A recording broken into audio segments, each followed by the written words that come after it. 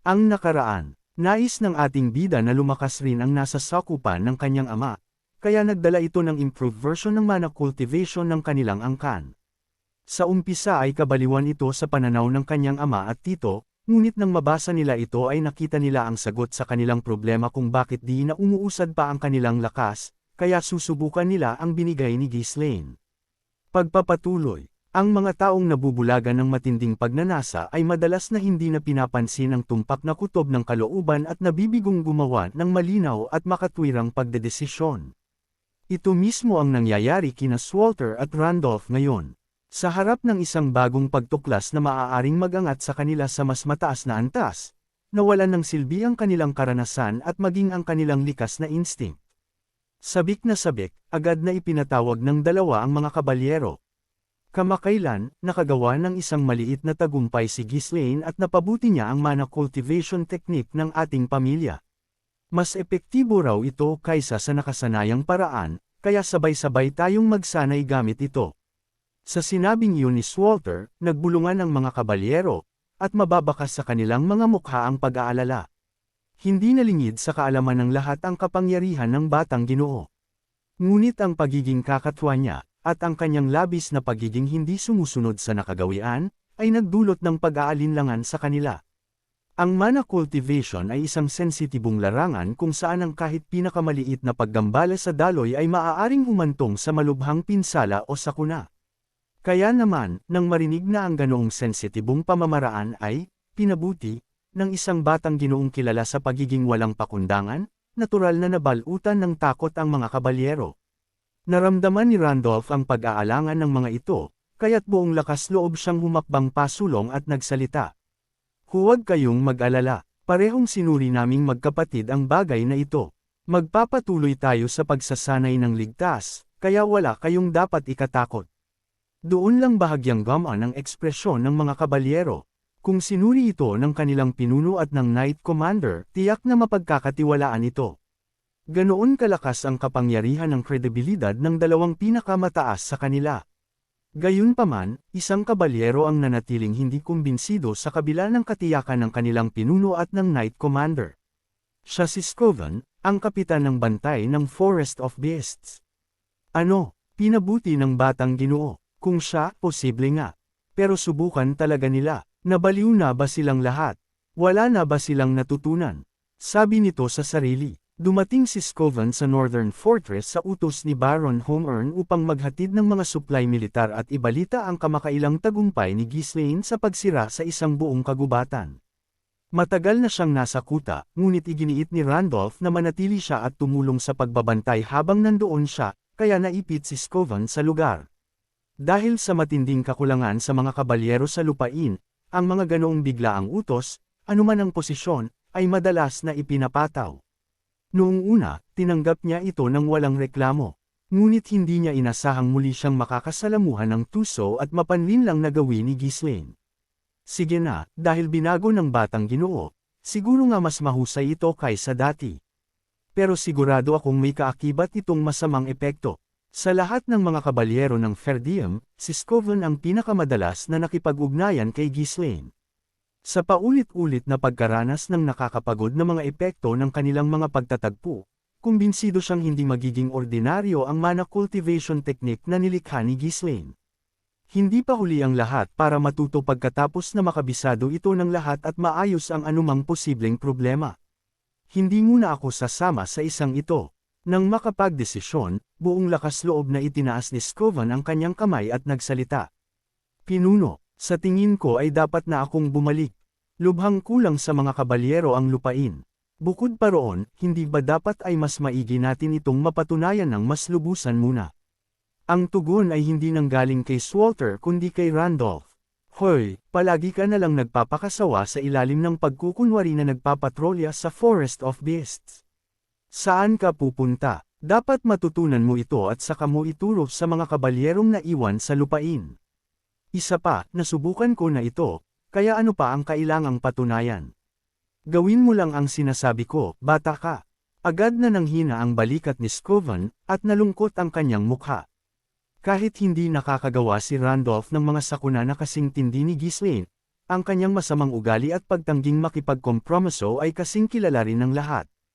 Ito ay isang taong ubod ng yabang at kapabayaan na, kung haharange ng bundok ang kanyang daan, ay bibigyan niya ang mga kabalyero ng pala at uutusan ang mga ito na patagin ang bundok.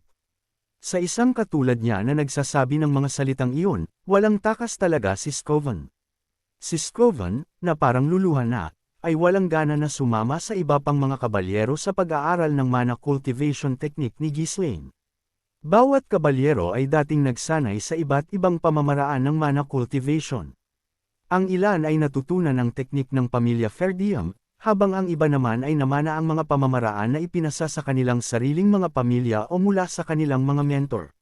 Gayunpaman, isinama ni Ghislaine ang mga tagubilin sa manual kung paano iakma ang mga kasalukuyang pamamaraan sa pinabuting mana cultivation ng walang sagabal. Sa pagsunod sa mga hakbang na iyon, habang nag-iiba ang bilis ng pag-angkop sa bawat individual, unti-unti silang nasasanay sa bagong pamamaraan. Grabe, hindi naman pala masama ito. Hindi ako makapaniwala na nagiging magaan ang paglipat ng walang anumang salungatan sa lumang cultivation method. Paano nangyari ito? Pagtataka nila, ang bilis ng mana engravings at release ay lubhang bumuti. Nasa ibang antas na ito. Ang pagiging epektibo nito ay agad na nakita, kaya walang puwang para sa pag-aalinlangan. Ang mga nakumbinsi na walang problema ay nagsimulang magpakahirap sa pagsasanay. Ang proseso ay nakakatuwa na mahirap itong tigilan. Lalo na, ang lubos na tumaas na nakasisirang kapangyarihan ay nakakagutom, kaya lalo silang napalubog sa kanilang pagsasanay. Paano ka mag-aatubili kung nararamdaman mo ang sarili mo na lumalakas? Dapat malampasan ko ang taong iyon, anuman ang mangyari. Sabi ng mga ito na gusto nilang malampasan ang lakas ng isa't isa. Ang lakas ay ang pinakamahalagang katangian ng isang kabalyero. Nang magsimula ang kompetisyon, lalo pang bumilis ang pag-usad. Lahat ay naging labis na masigasig sa kanilang pagsasanay sa bagong mana cultivation technique, na wala nang makapigil sa kanila. Pinanood ni Swalter at Randolph ang tagpong iyon na may mga ngiti sa kanilang mga mukha. Haha, gaano na ba katagal mula nang ganito kasigasig ang lahat sa pagsasanay? May nagawa talagang kahanga-hanga si Ghislaine. Akalain mo't ganito ito ka-epektibo, isang kahanga-hangang tagumpay. Hehehe, kuya, gustong-gusto ko nang makipaglaban sa mga barbaro. Bakit ba hindi sila dumating nitong mga nakaraang araw? Ang dalawa ay matatandang kabalyero na, kaya bahagyang mas mabagal ang kanilang pag-usad. Gayunpaman, nararamdaman nilang unti-unting nababali ang kanilang mga limitasyon, at iyon lang ay sapat na. Ang pagkakaiba sa pagitan ng pagtama sa isang patay na dulo at pagkakita ng isang landas pasulong ay parang pagkakaiba ng langit at lupa. Kaya, habang ang lahat ay nalulubog sa halos nakababaliw na pagsasanay, lumipas ang isang buwan. Doon na nagsimulang lumitaw ang mga problema sa ilan sa mga kabalyero, lalo na sa mga may pinakamahina na kakayahan. Habang ginagamit nila ang mana, mas maraming kabalyero ang nagsisimulang bumagsak, na sumusuka ng dugo. May ilan pang panay ubo ng dugo. Bagaman gumagaling sila matapos ang maikling pahinga, kung tuluyan silang huminto sa pagsasanay, ang naipong mana ay sapilitang inilalabas mula sa kanilang mga katawan. Ito rin ang dahilan kung bakit sila sumusuka ng dugo. Karaniwan, ang ganoong kababalaghan ay hindi mangyayari mula lamang sa pagkonsumo ng mana. Ang labis na kapangyarihan, na halos parang isang panloob na pagsabog, ay masyadong mabigat para kayanin ng kanilang mga katawan. Kahit sinubukan nilang pigilan ang pagkonsumo ng mana, hindi nila ito makontrol. Sa huli, naging kritikal ang sitwasyon para sa lahat ng mga kabalyero. Anong nangyayari dito? Sa pagbagsak ng lahat ng mga kabalyero, nagkagulo sa Northern Fortress. Habang kinakabahan si Swalter, nauutol na nagsalita si Randolph. Ang kanyang mukha ay kasing putla at kasing gulat ng kay Swalter. Kuya, sa tingin ko, niloko tayo ng buo ang naiyon na si Ghislaine. Niloko tayo. Anong ibig mong sabihin, niloko tayo? Ibinahagi ni Randolph ang kanyang mga hinala sa naguguluhang si Swalter. Tiyak na sinadya niya ang mana cultivation technique. Sinusubukan niya tayong patayin. Patayin tayo. Para sa anong dahilan? Kung mamamatay tayong lahat, aagawin ng baliw na iyon ang Ferdium Estate. Kung wala na tayong lahat, siya na lang ang tanging tagapagmana na may karapatan. Walang utang na loob na halimaw. Natamba si Walter, na hawak ang kanyang noo. Ang dahilan ay tila nakakabahala at posibleng mangyari. Ang pamamaraan ay halos walang depekto. Hindi ito lason, at kung mamamatay ang lahat habang nagsasanay sa sarili nilang paraan, ito ay magiging perpektong krimen. Ang pag-iisip nito ay nagpadugo sa kanyang mga mata, sa isipin na ang anak na pinagkatiwalaan niya, kahit bahagya, ay maaaring gumawa ng ganoong hindi mailarawang gawain. Habang nagpapanadya si Walter, isang kakaibang pag-iisip ang dumaan sa kanyang isipan. Ngunit bakit ayos pa tayo? Bagaman hindi naman talaga ayos. Nang pinakawalan nila ang mana na may matinding puwersa, nakaramdam sila ng panloob na kaguluhan, at isang manipis na patak ng dugo ang damaloy mula sa sulok ng kanilang mga bibig. Bukod doon, wala namang seryosong problema. Ang mga panloob na pinsala ay baka simpleng reaksyon lang sa biglaang pagdagsa ng mana. Hindi lubusang kumbinsido si Walter na ang mana cultivation technique ang may kasalanan. Sa huli, unti-unti pa rin naman silang lumalakas. Ngunit, may ibang opinyon si Randolph. Kuya, tayo ay matatandang kabalyero, mas marami tayong mana at mas malakas kaysa sa iba, kaya't nakakaya pa natin ngayon. Pero sa huli, babagsak din tayo. Ang desperadong sigaw ni Randolph ay nag-iwan kay Walter na hindi na makakapalag. Ipinikit niya ang kanyang mga mata sa matinding pagkadismaya. Kahit gaano pa kahalaga ang kapangyarihan, sa isiping ang sariling anak niya ay magreresulta sa pagpatay sa mga kabalyero ng pamilya. Magiging kanya rin naman ang lupaing ito, kaya bakit hindi niya nalang hinintay? Nabigo talaga akong maging magulang. Mahal, mukhang makakasama na kita kaagad. Sabi nito na pakiramdam niya ay katapusan na nila. Ngunit hindi siya maaaring umupo na lang dito at maghintay ng kamatayan. Kailangan niyang turuan ang kanyang mapagmataas na anak. Naghahanda na siyang tawagin ang lahat ng kanyang puwersa upang magbigay ng matinding parusa sa Fenris Estate ng Pinuno. Tawag kay Walter ng kanyang mga tauhan, na hindi natuloy ang sasabihin nito. Sa sandaling iyon, isang tagapagsilbi ang dumating na hingal, at inabot sa kanya ang isang liham. Ano ito? Galing po sa Batang Ginoo. Sabi niya ay mayroon itong mahalagang nilalaman at kailangang basahin agad. Napakalayo na ba ng narating ng buo ang naiyon na magdeklara ng bukas na digmaan laban sa atin? Wala po akong narinig na ganoong balit hindi ko rin po alam kung ano ang nilalaman ng liham, pinuno. Agad na binuksan ni Walter ang liham na ipinadala ni Ghislaine. Lalo pang naging kakaiba ang kanyang ekspresyon habang binabasa ang nilalaman nito. Tila inaasahan ng liham ang kasalukuyang krisis, na ipinapaliwanag ang mga problema sa mana cultivation technique at nag-aalok ng solusyon. Sa maikling salita, ang isyu ay malulutas kung buong tiyaga nilang bubuuan ang kanilang mana hanggang sa malampasan ang isang tiyak na antas. At lahat ay napapabayaan ng physical training nitong mga nakaraang araw. Kung gusto ninyong tumagal ng mas matagal, dapat ninyong pagsamahin ang mana cultivation sa pagpapalakas ng inyong katawan. Sa maikling salita, kung ayaw nilang mamatay, kailangan nilang sanayin ng walang tigil ang kanilang katawan at mana upang lumakas. Sana ay sinabi niya sa atin ito ng mas maaga. Inis na sabi ni Walter, iyon ay dahil sinadya ito ng ating bida, talaga magpatuloy sa pagsasanay ang mga taga-Ferdium. Nagbubulungan si Walter at inilipat ang kanyang tingin sa susunod na linya. Kung ipinaliwanag ko ito ng mas maaga, walang sino man ang gugustuhin na matutunan ang pinabuting cultivation method. Dahil sa pagmamadali na lumakas, wala akong ibang pagpipilian kundi itago ito bilang isang sekreto. Ang mga salita ay tila isang tugon sa mga reklamo ni Walter. Ikinuyong niya ang kanyang mga labi at tumayo. Sumpa, lahat, tumayo kayo. Kung ayaw ninyong mamatay, magsanay kayo na parang nakasalalay dito ang inyong buhay. Dahil nakasalalay nga, Randolph, ikaw din. Tigilan mo na ang pagiyak mo, bobo. Sabi nito sa kanyang kapatid na panay ang reklamo. Kahit si Walter, na karaniwang may dignidad, ay nagsalita ng masama sa kanyang pagkataranta. Kung magpapabagsak lang sila dahil sa sakit, sila ay magiging mas mahina at mamamatay.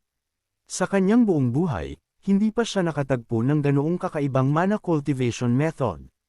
Bagaman isang lunas na hindi pala sinasadya ni Ghislaine na mag-alsa, hindi nito napigilan ang pag-init ng dugo ni Walter.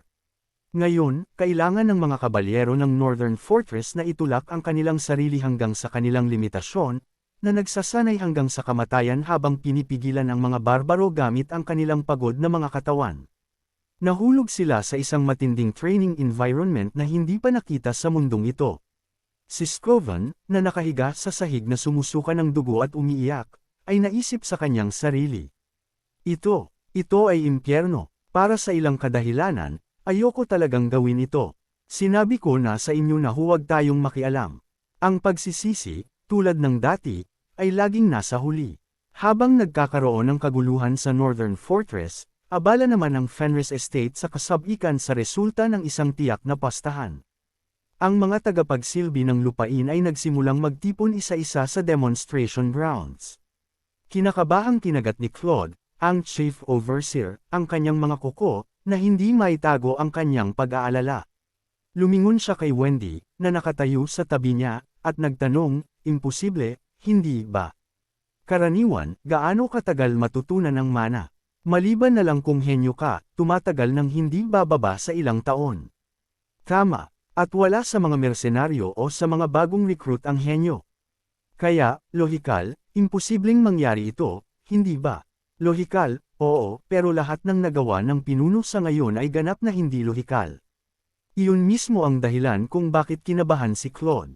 Palaging nakakagawa si Ghislaine ng mga bagay na lumalabag sa karaniwang kaalaman, na nagpapamukhang hanggal sa mga ordinaryong tao.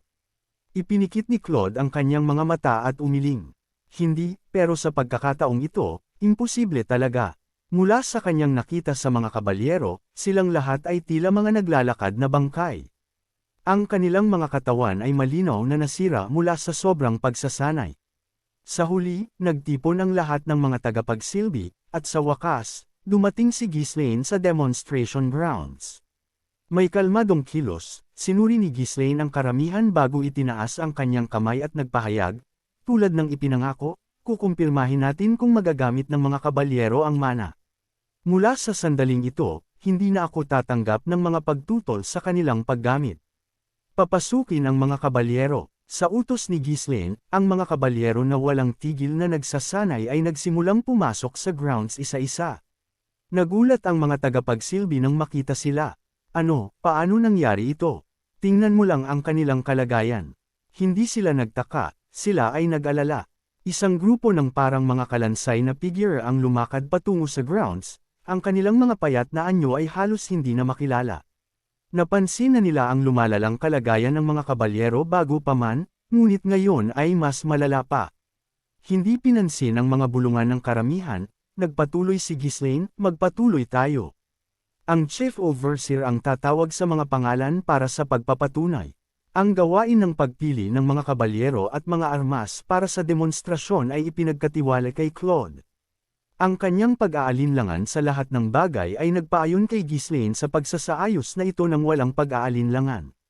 Matapos ang maingat na pag-iisip, pumili si Claude ng isang taong tiyak siya. Sa pagkakaalam niya, si Gordon ay may malakas na pangangatawan ngunit walang talento upang mabilis na maunawaan ang mana cultivation technique ng lupain. Gordon, kumakbang ka pasulong at magpakitang gilas. Sa pagkarinig ng kanyang pangalan, isang payat at kalbo na figure ang gumwang-gewang patungo sa harap. Sinuri ni Claude ang lalaki mula ulo hanggang paa bago sumigaw, ano? Hindi ikaw. Ang ibig kong sabihin ay ang malaking katawang umiiyak na si Gordon. Ako si Gordon, sagot ng kalbo na lalaki. Sa pagtingin ng malapitan sa kanyang mga katangian, napagtanto ni Claude na si Gordon nga ito. Sandaling naguluhan, nauutol si Claude bago sa wakas ay nagtanong, anong nangyari sa katawan mo? Pagtataka nito sa kalagayan ni Gordon. Naluluha, sumagot si Gordon, ang sakit-sakit. Nawala lahat ng mga kalamnan ko. Pinigilan ng isang buntong hininga, inabot ni Claude kay Gordon ang isang espada. Gamitin mo ito at hampasin mo ang nasa doon. Itinuro niya ang isang mahaba at makapal na iron na sadyang ginawa para sa demonstrasyong ito. Pinigilan ng karamihan ang kanilang paghinga, ang kanilang tensyon ay nararamdaman, habang nakatuon sila kay Gordon. Hinawakan ni Gordon ang espada at huminga ng malalim sa harap ng iron. Habang nagko-concentrate si Gordon, isang mahinang asul na sinag ang nagsimulang kumislap sa blade. Pagkatapos, sa isang mabilis na kilos ng pagwasiwas ang espada ay bumagsak sa Iron na inatake nito sa kanyang harapan. Abangan! Kung nagustuhan po ninyo ang aking recap, huwag sana ninyong kalimutan ang mag-like o mag-comment. Maraming salamat.